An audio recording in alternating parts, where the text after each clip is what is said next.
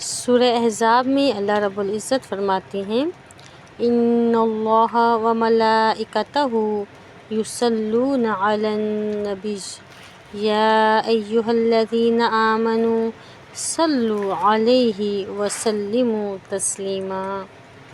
ترجمہ: بے شک اللہ تعالیٰ نبی صلی اللہ علیہ وآلہ وسلم پر رحمتیں نازل فرماتا ہے اور اس کے فرشتے دعائے مغفرت کرتے ہیں۔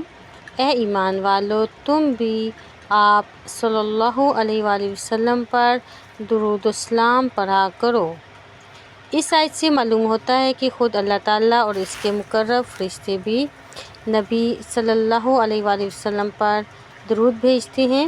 اللہ رحمتوں کے نزول کی شکل میں اور فرشتے طلب استغفار اور رفع درجات کی صورت میں